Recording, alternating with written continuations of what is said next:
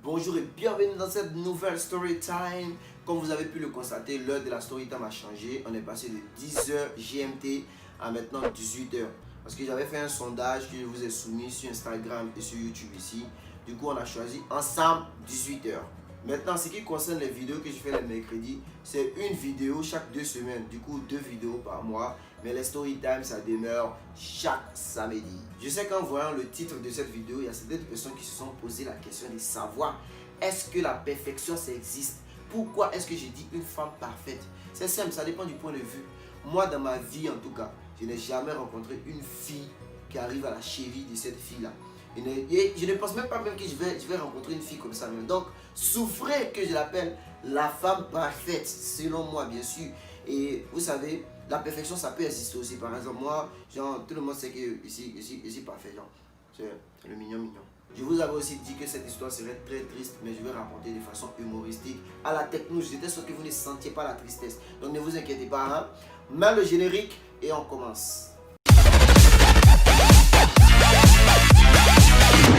Donc, c'est une des pires périodes de ma vie. Pourquoi? Parce que je vais vous raconter depuis la source en fait. Genre, mon père, il voulait que j'aille étudier au Maroc. Et j'avais la possibilité de partir en Europe pour partir étudier aussi, vu qu'il y avait mes soeurs, mes frères là-bas et tout. Et je voulais mettre la pression à mon vieux. J'ai dit à mon vieux, ah, moi je ne bouge pas pour aller au Maroc. Si tu veux me faire quitter la Côte d'Ivoire pour aller étudier, envoie-moi en France ou bien en Belgique ou bien au Canada, je ne sais pas. Mais pas dans la même Afrique. Du coup, mon vieux, il a mal pris ça. Il a décidé de me couper les vivres. Je vous épargne les détails, mais il m'a dit, Lamine, vu que maintenant tu juges que tu es adulte et que tu discutes mes décisions, on va voir maintenant comment tu vas faire pour t'en sortir sans mon argent. L'argent que tu me donnes là, ça a quoi avoir avec à faire des adultes, à faire des Maroc, à faire des France, hein, le vieux. Tu te prends pour qui? You take for who? Du coup, j'étais obligé de me rabattre sur le broutage et de prendre mon broutage au sérieux, vu que je n'avais plus d'autres sources de revenus. Ceux qui ne connaissent pas broutage, je vous avais dit ça dans mes stories précédentes. J'étais brouteur avant. Brouteur, c'est le fait d'arnaquer les gens sur Internet. Ceux qui font ça, c'est eux, on les appelle les brouteurs. Et pendant que je me concentrais sur le broutage, j'essayais d'avoir des personnes à arnaquer, tout ça, avoir de l'argent. Il y a la fille avec qui j'étais en couple qui m'a dit que j'étais plus disponible pour elle. Du coup, elle voulait qu'on rompe et tout ça. Donc, on a rompu. Mais le côté positif, c'est quoi? C'est que mon père, comme je vous l'avais dit, il est proviseur de lycée. Du coup, on l'affecte chaque 2 ans, chaque 3 ans, dans différents endroits à l'intérieur du pays et tout. Du coup, il a sa maison à Abidjan. Et moi, j'étais dans sa maison. Il ne paye pas facture d'électricité, il ne paye pas l'eau, il ne paye rien en fait. Je n'ai qu'à m'occuper de moi-même en fait. Mais il m'a coupé les vivres. Du coup, j'arrivais même plus à manger correctement. Et il y avait mes potes qui venaient aussi à la maison pour venir faire le broutage, vu que moi j'avais le wifi en fait. Et ma connexion est finie. Du coup, on mettait un truc de 500 francs pour acheter des passes internet, des 1 giga et tout, pour tenter nos chances et tout. Je vous dis tout ça en fait pour vous expliquer la galère dans laquelle j'étais avant que le Seigneur ne m'envoie cette fille là. Avant que le Seigneur ne mette cette fille là sur ma route. Donc, j'avais une amie qu'on va appeler Caroline. Caroline, elle est spécialisée dans la communication digitale, c'est-à-dire qu'elle élaborait des stratégies marketing pour certains artistes de renom, même ivoiriens, avec qu'ils puissent avoir de l'audience, une certaine visibilité et tout. Donc elle, c'était son travail qui était là. Mais Caroline, elle aimait bien créer le groupe WhatsApp en week-end, et puis elle met quelques artistes dedans, et moi, et on cause juste pour se détendre en fait. Donc un matin, je me réveille, Caroline a créé un groupe WhatsApp où elle m'a mis dedans. Il y a une autre fille aussi qui est dedans, et il y a certains artistes aussi de renom ivoirien que je connais même, qui étaient aussi dans le groupe. On était maximum 8 ou 10 comme ça. Donc les gars causaient dans le groupe, moi ils voyaient leurs conversations, mais je n'étais pas tellement actif parce que j'étais occupé à faire mes autres trucs et tout. Moi je cherchais l'argent. C'est quand tu es rassasié que tu t'en vas causer dans le groupe WhatsApp. Parce qu'à Abidjan, il y a des gens qui ne se connaissent pas. Hein. Le type il a 40 ans. Pendant que ses amis sont directeurs d'entreprise, ils ont leur propre organisation et tout ça. Lui là, toute sa réalisation qu'il a dans sa vie là, il est admin des groupes WhatsApp. Vous connaissez les groupes WhatsApp là. Arrivé un moment, il y a toujours un qui va venir dire envoyez vos photos et présentez-vous pour qu'on puisse se connaître. Il va envoyer ma photo, il va me présenter là. Ça va te faire mon passeport, mais ça va te faire ma pièce d'identité. Donc je suis la conversation et tout. Les gens sont en train d'envoyer leurs photos. Moi je regarde, mais je ne parle pas. Jusqu'à ce que la fille dont on parle, la fille que je qualifie de femme parfaite, elle envoie sa photo. La fille est jolie. Elle est... ouais. Visage, en tout cas son visage était parfait. Vu qu'elle a envoyé la photo en mode selfie. Le nez ou la bouche, tout, André l'ont dessiné. Les gens disent que non, que ouais, Dieu, il a travaillé pendant 6 jours là, pour le 7e jour pour se reposer. Non, Dieu a pris 7e jour là pour travailler sur le design de la fille là. La fille là, sa beauté est perpendiculaire par rapport à la droite d'action. Je ne sais pas ce que ça veut dire. Mais en tout cas, la fille est belle. Et quand elle a envoyé sa photo, dès que j'ai vu la photo, mon cœur a commencé à faire d'une manière là. En même temps, mon cerveau a dit à mon cœur, hey, tu es bête ou bien? Tu n'as pas l'argent, tu es pauvre, ça ne te dit rien. C'est femme, tu veux commencer à chercher. C'est comme ça que mon cœur s'est calmé. Maintenant, on arrive au moment où le mignon doit envoyer sa photo. Et il y a une personne dans le groupe qui a dit, ah, il y a quelqu'un qui n'a pas encore envoyé sa photo pour se présenter. Hein. Maintenant, ma camarade me dit, Lamine, c'est toi, il faut envoyer ta photo, tu vas te présenter, les gens vont te connaître et tout. C'est là maintenant que je vais envoyer ma photo pour les bluffer. J'ai dit que quand j'ai envoyé mes photos, c'était comme une injection de l'antidote dans un corps malade afin d'apporter la guérison et le refroidissement climatique. Non, ils plaisantent, ils ont ignoré mes photos et puis ils ont continué à discuter un peu là-bas. Mais bon, je n'ai pas parlé. De toute façon, moi-même, je n'avais même pas la tête à ça. Même vu que j'avais un problème plus grave. J'étais à la maison avec mes 2 amis là et on cherchait une solution même pour manger parce qu'on n'avait plus d'argent en fait. C'est dans ça, il y a un de mes potes qui a décidé de vendre son téléphone. L'argent allait nous servir non seulement à payer la connexion internet pour continuer, mais aussi à avoir quelque chose pour pouvoir manger en fait. Il a dit qu'on était dans une période de galère. 2 jours après, l'argent est déjà fini, tchè. Parce qu'on a pris la quasi-totalité de l'argent pour acheter la connexion internet illimitée par mois. Et on a pris le reste aussi pour acheter la nourriture, faire un peu de provisions et tout. Mais je constate que dans le groupe WhatsApp, en fait, la fille en question qu'on va appeler Fatima, elle n'arrêtait pas de demander après moi parce qu'il y avait 2-3 jours comme ça sans rien écrit dans le groupe. Donc elle demandait, et mon mari techno, et mon mari techno. Et ma camarade, la Caroline, celle qui a créé le groupe, elle lui disait, oh, faut laisser techno, lui il aime trop femme, je sais qu'il est quelque part là-bas avec une autre fille là-bas. Et la fille répondait en mode genre, ah moi je m'en fous, c'est mon mari et tout. Entends-moi, on ne fait pas ce genre d'amusement avec moi. Hein. Ça faisait combien de mois même je n'avais pas touché femme. Même si une fille même passait à côté de moi pour me caresser seulement là, c'est poudre même qui allait sortir. Toi tu viens faire les amusements des maris, femmes avec moi. D'accord. Donc j'écris en inbox à la fille. Elle dit, ah je vois que tu demandes après moi, t'inquiète pas, je suis là, ça va et tout. Tranquille quoi. Genre ne force pas. Parce que c'est ça en fait. Quand tu es mignon là, souvent il ne faut pas forcer, il faut connaître ta valeur même dans les pires moments de galère. Et la fille elle me répond, ah ok, il n'y a pas de souci. Et elle continue à causer dans le groupe. Donc, une semaine après, nous on était encore à la recherche de comment on va manger parce qu'on n'avait plus d'argent vraiment. On avait pris crédit avec presque tout le monde dans le quartier là même. On était dans la maison même, on évitait de sortir, mais il ne faut pas que quelqu'un va venir nous encaisser son argent. Donc moi j'étais en phase de vouloir vendre mon téléphone maintenant, vu que j'étais le seul qui avait un smartphone parmi nous 3. Les autres avaient déjà vendu leur téléphone. Et je suis dans le groupe, je regarde et la fille, elle est en train de faire un amusement bizarre avec ma camarade là en mode genre. Et mon mari Lamine, et ouais, Lamine il est là mais il est occupé, c'est qu'elle est femme. J'en ai même amusement d'habitude, ma camarade, elle gâte mon nom que moi, il cherche les filles comme ça, la fille là, elle s'entête et tout. Et regarde tout ça là, moi je mets lol, moi de rire. Genre je force pas trop quoi, vous voyez c'est ça un peu, c'est le concept de la mignoncité. Et la fille Fatima, elle vient écrire dans le groupe en mode genre, ouais demain je dois aller faire mes cheveux, j'ai mal la paresse, j'ai la flemme de me lever et tout ça. Et vous savez, je vous avais dit que dans le groupe on était avec certains artistes de renom et ils aiment bien utiliser leur notoriété pour avoir les filles et tout. Mais je vais venir te chercher avec ma voiture demain si tu veux. L'autre va dire, ah, est-ce que tu as besoin de quelque chose? Je peux t'envoyer l'argent pour que tu ailles faire tes cheveux et tout ça. Elle dit non, il n'y a pas besoin de ça, il n'y a pas besoin de tout ça, tranquille. C'est juste que j'ai la flemme et tout. Et ma camarade Caroline, je ne sais même pas où elle est quittée. Hein. Elle vient, ouais, si tu as besoin d'argent pour aller faire tes cheveux, il faut demander à l'ami. Tu n'as pas dit que c'est ton chéri. Il va te donner 30 000 pour aller faire tes cheveux. Il dit, mais toi, tu es malade. Hein? Quelqu'un qui ne sait même pas comment il va faire pour manger demain. Il est sur le point de vendre son téléphone. Toi, tu viens parler de, il va te donner 30 000. Ils ont coupé dans ta tête. Ou bien dans ta tête, là, c'est l'eau et puis petit poisson rouge qui est dedans. Et la fille, vu de la manière dont j'ai parlé à ma camarade là, elle me demande, ah, mon mari techno, tu as besoin de combien? Moi, j'ai vu ça en plaisanterie. Il a dit, j'ai besoin de 50 000. Et puis, j'ai envoyé émoticône qui rit et tout ça. Là. Et puis, j'ai déposé mon téléphone sur la table. J'étais avec mes potes. Et j'ai dit à mes potes, j'ai dit, les gars, il y a beaucoup de plaisanteries dans Abidjan là. Hein? Caroline m'a mis dans un groupe WhatsApp là. Il y a une fille qui me demande, moi, j'ai besoin de combien? Et j'ai riais. Et il faut lui dire que tu as besoin de 50 000. On va voir ce qu'elle va faire. Et on a commencé à rire et tout ça. Et la fille, elle répond à mon message en disant, ok, il n'y a pas de souci. Comme je suis en haut là, il y a la flemme de descendre. Dès que je descends, je vais t'envoyer ça par Orange Money. C'est un moyen de transfert d'argent. Moins de 20 minutes après, je suis avec mes gars. Voici mon téléphone qui sonne. Plein de nouveaux messages. Je prends, je regarde. Message de Orange Côte d'Ivoire. Le numéro vous a fait un transfert d'argent de 50 000 francs CFA. Hein? Le sentiment qu'on ressentait en ce moment là. Je ne sais pas si vous allez sentir ça une fois dans votre vie, quoi. Un sentiment de libération, un sentiment de positivité, un sentiment de bonheur équilatéral vers la gauche, vers la droite, vers le centre, vers le milieu. Un sentiment de liberté. C'est comme l'abolition de l'esclavage en Australie. Est-ce qu'il y a l'esclavage en Australie? En tout cas, on avait un sentiment de joie incommensurable. Vous ne pouvez même pas mesurer comment est-ce qu'on était content. On dirait que tu es pauvre et quelqu'un vient et te donne 100 milliards. Vraiment, son argent, c'est 50 000, hein. Mais c'était une libération. Vraiment. Ah, on ne savait pas comment on va manger, man. On ne savait pas comment manger. Nos connexions Internet étaient presque à terme.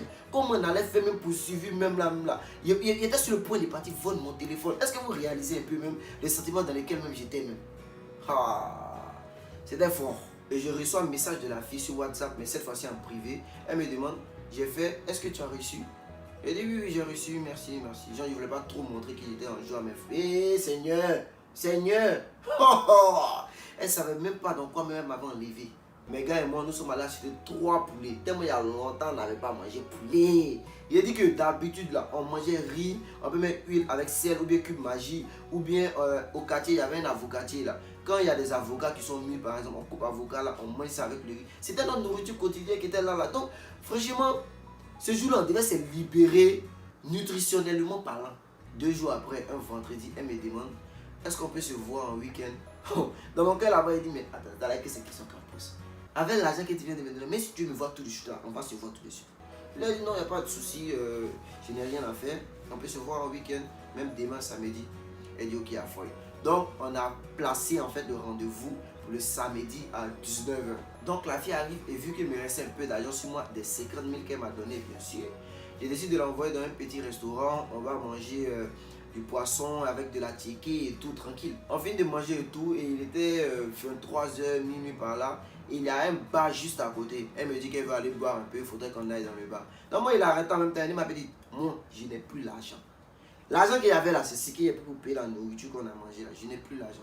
Elle dit non t'inquiète, je prends tout en charge et tout tranquille. Dans mon cœur là-bas, il me disait, mais attends Seigneur, soyons sérieux. Donc il y a les filles comme ça dans Abidjan, mais tous les jours tu fais un tombe sur les filles qui ont toujours faim. On rentre dans le bar, la fille commande 2 bouteilles de champagne. J'ai dit bien 2 bouteilles de champagne. Donc moi j'interpelle la fille, elle dit, ah, mais 2 bouteilles de champagne, c'est pas assez trop pour nous deux. On peut prendre une seule bouteille. Elle me dit, non, t'inquiète, on prend 2 bouteilles. Si on n'arrive pas à tout finir, bah, on laisse et puis bon, c'est tout quoi, t'inquiète pas, t'inquiète pas. Mais dans mon cœur là-bas, si je l'ai interpellé, c'est parce qu'une bouteille de champagne, ça coûte 50 000 francs. Donc, si elle retourne une bouteille, quelle est 50 000 francs, tu prends pour mettre ça dans ma poche, ça fait quoi? Et on finit de boire, de danser et tout. On regarde l'heure, il est 3h40, 3h50 par là, presque 4h du matin. Et elle me dit que c'est pas très sécurisé pour elle de rentrer à la maison à 7h. Du coup, elle va dormir à l'hôtel et le matin, elle va rentrer. Et elle me demande, est-ce que je veux venir avec elle à l'hôtel? Mais bien sûr! Vous savez, moi personnellement, j'aime beaucoup aller à l'hôtel avec les filles parce que c'est un endroit calme. On peut prendre la peine de discuter de la situation socio-politique, militaro-négative de la Côte d'Ivoire, voir dans quelle mesure est-ce qu'on peut abolir l'esclavage en Afghanistan. Donc, c'est dans cette vision que je me suis inscrit en allant à l'hôtel avec la fille en fait. C'est un peu ça. Donc on va à l'hôtel, on fait caca boum boum. Le lendemain matin, elle s'en va à la maison, elle m'écrit qu'elle est bien arrivée. Et on continue à causer, à discuter et tout ça. Et c'est là que ma relation avec la fille commence. Déjà la fille en fait, elle est mannequin. Et moi je ne lui avais même pas posé la question, tiens. Parce que votre famille n'a point d'oreille. Donc je ne calculais même pas d'où provenait son argent. Moi tout mon problème c'était qu'elle me donne l'argent, c'est tout. Et dans notre relation, souvent la fille venait à la maison, elle préparait, elle nous apportait la nourriture, je mangeais avec mes potes et tout. Et souvent quand elle vient au quartier, quand je m'en vais l'accompagner, à mon retour, les grands frères du quartier sont derrière moi. Petit, c'est quoi ton secret? Où est-ce que tu enlèves ces gens, des femmes là? Vous voyez, parce que 98% des filles avec qui je suis sorti là, ce sont des filles d'un haut standing. Mais celle-là seulement, elle sortait du lot. Parce qu'elle a tout. Et la fille nous enlevait d'une galère dont vous ne pouvez même vous imaginer. C'est-à-dire que mes potes et moi, c'est comme si c'est elle qui nous entretenait. Chaque fois qu'elle partait faire ses shootings et tout, elle envoyait l'argent, elle envoie la nourriture. En fait, la fille là, non, hein, je vous jure, c'est la femme parfaite. Et il y a un moment où mes potes et moi, on a commencé à retrouver nos repères, on a commencé à encaisser de grosses sommes d'argent. Du coup, j'ai dit à la fille, arrête de m'envoyer de l'argent et tout. Et je la prenais, je l'envoyais dans des endroits et tout. Il lui faisait plaisir en fait, histoire de retourner l'ascenseur. Maintenant, un jour, je vais dans un bar. J'arrive là-bas, je croise qui? Mon ex. Donc quand j'ai croisé mon ex, elle là, je l'aimais toujours. Au fait, il y a un truc que vous devez savoir. La fille en question, elle me plaisait. Celle qui me donnait l'argent, qui m'a soutenu, elle me plaisait. Mais mon cœur n'arrivait pas à l'aimer. Je ne sais pas comment il va vous expliquer ça. Hein. Elle avait tout de la femme parfaite. Tout ce que moi j'ai demandé à Dieu, là, c'est qu'au fil du temps, il puisse me permettre, il puisse laisser mon cœur aimer cette fille-là. Parce que si j'arrivais à l'aimer, là, moi j'allais marier la fille là, directement même. Donc je croise mon ex dans le bar. Et avec l'alcool et tout ça, on s'est laissé un peu aller. On a commencé à s'embrasser et tout ça. Et j'ai repris son contact, je suis parti à la maison. Et le lendemain matin, j'envoie un message à mon ex, on discute, on décide de se voir, on se va manger dans un resto et tout. Et je réalise en fait que j'aimais toujours mon ex. Je l'aimais du plus profond de moi-même. Sauf que je me forçais en fait à l'ignorer vu que j'étais dans une sale période. Mais maintenant que ça va et tout, j'ai senti en fait l'amour qu'il ressentait pour la fille en fait, m'avait submergé même. Ça m'a étonné en fait. Du coup, je lui en ai parlé, j'ai exposé la situation. Voilà, je suis en couple avec une fille qui m'a vraiment aidé. Moi, je ne vais pas laisser la fille là comme ça. Mais le truc, c'est que je ne l'aime pas en fait. Elle me plaît, mais je ne l'aime pas. Je viens de découvrir qu'en fait, j'étais toujours aimé et je t'aime toujours et tout. Et mon ex, elle me demande, mais si tu n'aimes pas l'autre fille, il y a forcément quelqu'un qui l'aime quelque part. Donc pourquoi ne pas la laisser aller trouver son bonheur? Et être en couple avec une personne que tu n'aimes pas, c'est quelque chose qui n'est vraiment pas bon. Et je ne te conseille pas ça en tout cas. Et je me suis dit, même si mes potes ne veulent pas que je la laisse, même si les gens qui connaissent notre histoire vont commencer à raconter en mode genre, ouais, la fille l'a aidé, quand il était dans ses moments difficiles et maintenant que ça va chez lui, il se débarrasse de la fille, etc. etc. Moi, je sais intérieurement ce que j'ai à faire. Je sais que la fille là, elle est ce que je vous ai dit depuis le début. La femme parfaite. Je dois la laisser, je dois la libérer pour qu'elle puisse connaître le bonheur. C'est la moindre des choses que je puisse faire. Parce que être en couple avec une personne que tu n'aimes pas, c'est quelle façon d'être égoïste. Alors que la personne peut trouver le bonheur ailleurs. Donc moi je me disais que il y a forcément quelqu'un quelque part qui va lui apporter l'amour qu'elle mérite. Qui va lui apporter tout ce dont elle mérite. Parce que moi la mienne en tout cas, je ne pense pas que rester avec la fille là, ce serait la solution vu que je ne l'aime pas. Et j'aime toujours mon ex. Je vais rester avec une fille pendant combien de mois, j'ai fréquenté pendant combien de mois, et je n'ai pas pu l'aimer alors que je sais intérieurement que j'aime toujours mon ex. C'est quoi le but en fait? C'est quelle façon d'être égoïste? Du coup, moi un jour j'ai appelé la fille, je lui ai dit bébé, viens chez moi, j'ai à te parler. Quand elle est venue, j'étais très honnête. Je lui ai expliqué de A à Z toute la situation. Je lui ai dit ce que je ressentais pour mon ex. Je lui ai dit qu'avec elle, c'est pas pareil parce que je n'arrive pas réellement à l'aimer et tout. La fille a fondu en larmes, elle a pleuré et elle est partie à la maison. Je vous avoue hein, que moi-même j'ai pleuré. Mes larmes ont coulé parce que quand je regarde en arrière, je vois tout ce que la fille a fait pour moi. La fille était disponible pour moi dans les pires moments de ma vie. La fille là ne m'a jamais donné des raisons de douter de sa fidélité ou bien quelque chose comme ça. Je n'avais aucune raison même de me débarrasser de la fille là si ce n'est le fait que je ne l'aimais pas. Mais après, je me réconfortais avec l'idée de savoir qu'elle va trouver quelqu'un qui va la rendre heureuse. Et c'est mieux que d'être avec quelqu'un qui ne l'aime pas. Donc souvent, je lui ai envoyé un message pour savoir comment elle va et sa journée, comment ça s'est passé et tout. Et inutile de vous dire que je me suis réuni avec mon ex. Et un truc de 2 semaines après, Fatima m'a dit qu'elle veut me parler. Donc il a dit ok, il n'y a pas de souci. Moi je veux être toujours là pour elle. Je veux être toujours disponible. Même si c'est en tant qu'amie en fait. Je veux toujours être là pour elle. Donc on se rencontre. Mais c'est là qu'elle va m'achever moralement même. Elle me dit qu'elle a pris son temps pour analyser la situation. Et qu'elle comprend le fait que je sois toujours amoureux de mon ex et tout. Elle comprend aussi le fait que je n'ai pas de sentiments pour elle. Mais elle veut qu'on continue notre relation quand même. Même si je suis avec mon ex, c'est pas grave. Elle accepte le fait que je sois avec les deux. Donc j'ai dit à la fille, j'ai dit Fatima, honnêtement, je ne peux pas.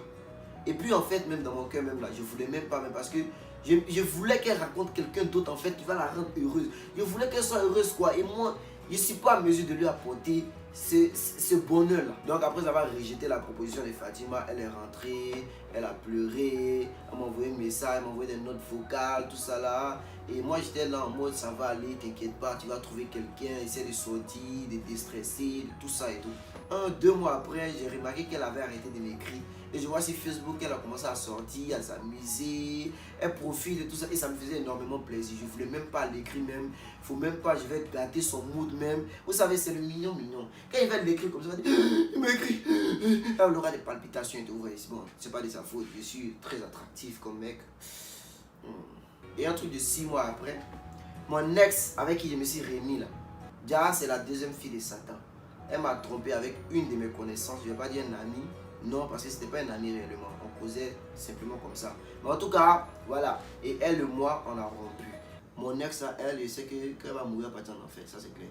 Mais ce n'est pas une raison pour partir derrière l'autre là. Vu que l'autre là, c'est pas comme si elle n'est pas bien ou bien un truc comme ça. C'est simplement parce que je n'arrivais pas à l'aimer que j'ai laissé. Sinon, si c'était en matière de dire, ouais, c'est la femme parfaite, tout ça là, j'allais rester avec elle. Vous voyez un peu. Donc, ce n'était pas une raison pour partir bafouer son bonheur dans lequel elle se trouvait actuellement, la vie qu'elle avait réussi à oublier le mignon.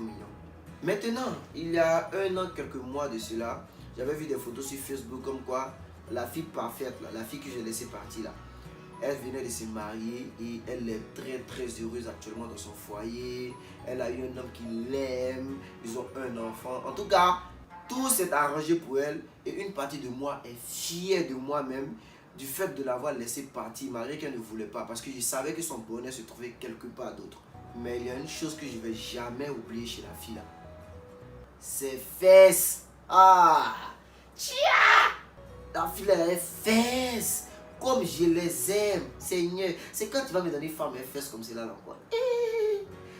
De toute façon, la story time est terminée, même si c'était un peu long. On va terminer en beauté avec un proverbe argentin qui dit Carababina plata no genenis. Ça veut dire, une fille qui n'a pas de fesses est comme un frère pour moi.